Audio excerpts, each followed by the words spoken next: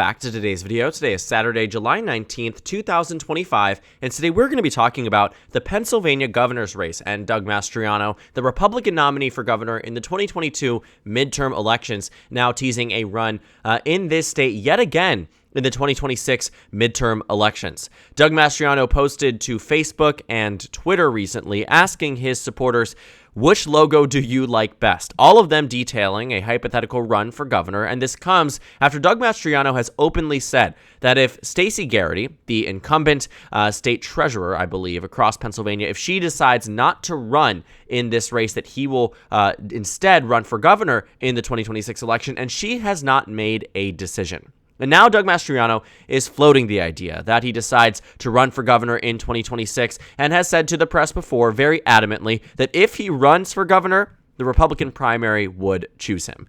Now, here's the thing about the 2026 GOP primary in the state of Pennsylvania. Right now, there is no clear and consistent frontrunner across the state.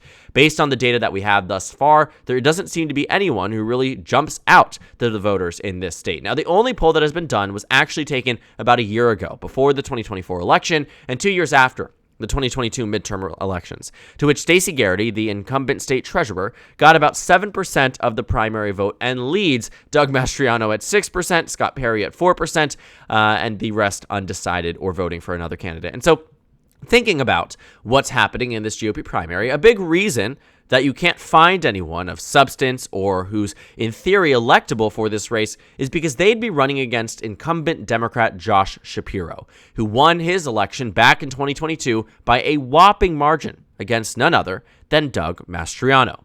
And this is actually quite good news for the Democratic Party. If Doug Mastriano is seriously considering a bid for governor in 2026, Pennsylvania will be a state that is locked down yet again. I don't know how many of you guys remember the coverage of the Pennsylvania governor's race in 2022, but Doug Mastriano was a lackluster candidate from the very beginning. In 2022, he came into this race actually with what people thought was a fighting chance, and it actually made sense for a brief period of time. Before people really knew much about Doug Mastriano, he wasn't losing the polls by massive margins. He was losing by 4, according to Suffolk University. Signal Research had him about 3. Fabrizio Ward, which was Trump's pollster from the last election, they actually were quite accurate in 2024. They did a cross poll with Impact Research, which did polling for Kamala Harris. You had 2 great pollsters together working. They showed that Shapiro was only ahead by 3, and a big reason for this was because Mastriano's name ID wasn't that high. And you have to think, okay, well, standardly speaking, if a candidate's name ID goes up, their chances of winning go up, but not in the case of Pennsylvania. Why? Because Doug Mastriano was extreme.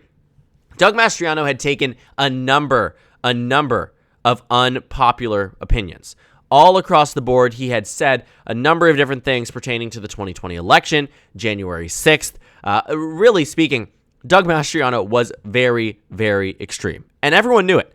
Everyone knew that he would be the right candidate to run against in the general election. And obviously, they were right looking at those November results. This is a state that Trump won last in the 2024 election, and Biden won by just a point in the 2020 election. Josh Shapiro won by 15. And when you take a look at the actual general election, I think what is also interesting, too, are these post-primary endorsements. Josh Shapiro received a number of endorsements from state reps across Pennsylvania that were Republican. You saw people across different administrations, from George W. Bush, from Ronald Reagan, endorsing Josh Shapiro. Why?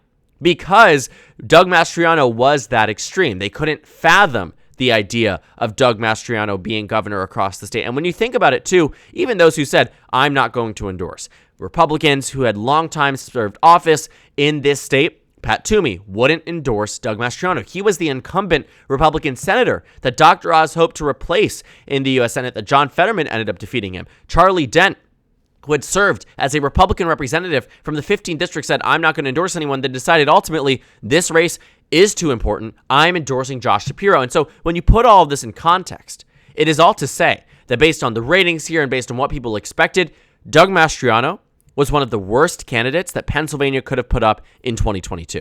Now, in a much less favorable year to the GOP, he is floating the idea of running again. And now, repeat candidates have run. Donald Trump is a great example of that. In 2020, he lost, ran again in 2024, and won. But Doug Mastriano is not Donald Trump. While Doug Mastriano might have benefited tremendously from the Trump endorsement in 2022 that largely led to his victory across the state. And I actually would have bet that he would have won without Donald Trump's endorsement, but Donald Trump certainly helped propel him across that finish line. Doug Mastriano won that GOP primary and probably would stand to do quite well in 2026 if nobody else wanted to run. Donald Trump actually had somebody who wanted to run, Dan Muser from Pennsylvania's 9th District, and he actually announced, I'm not going to run in 2026. It was actually a big deal because Donald Trump had already posted on Truth Social and had come out to the press and say Dan Muser is the right guy for the job. He can take down Josh Shapiro, X, Y, and Z. He was making an argument for a congressman who had not made a decision as to whether or not he wanted to run, but Donald Trump had made that decision for him. Donald Trump said, I want you to run. I want you to be the next governor of Pennsylvania. But Dan Muser read the writing on the wall, and the writing in big red font in all caps said, you will lose. And that's what happened for Dan Muser, and I'm sure that was all the decision-making because he ultimately declined a run for governor, even though Donald Trump himself was pushing him, and we rarely see this happen, where someone, in fact, declines the endorsement from Donald Trump and decides against running for that elected office, even though they know they would have such an easy pathway through a Republican primary with Trump's endorsement. Doug Mastriano himself knows that all too well. And so now, considering that Mastriano might be running, there's also some hypothetical scenario that he's been talking with Stacey Garrity. He respects Stacey Garrity. He has said to the press, if Stacey Garrity wants to run, I will run for lieutenant governor. They are, in theory here, it's going to be interesting. They will be together on the ticket, but the point is that he would run for lieutenant governor. But maybe she doesn't want to run.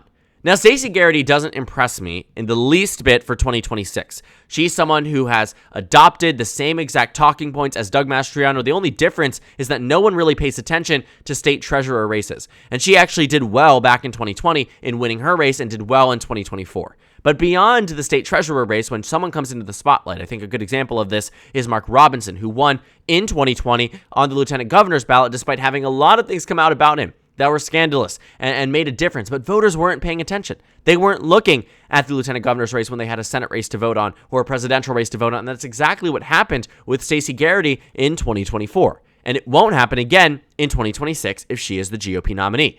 She has run the same talking points around the 2020 election. She has said that it was stolen. She campaigned with Dr. Oz. She has done a lot of things that I do think make her electorally vulnerable, but I do not believe to the same extent to that of Doug Mastriano. And I think that's why it is so important that if he is actually considering a run for governor, it can seriously change the trajectory of this race in favor of Josh Shapiro and allow him to have a margin that even rivals that of 2022, if not expands on the 2022 margin. Shapiro won by 15 points in 2022. In 2026, he could win by 20 against Doug Mastriano. And I don't think Doug Mastriano really understands that.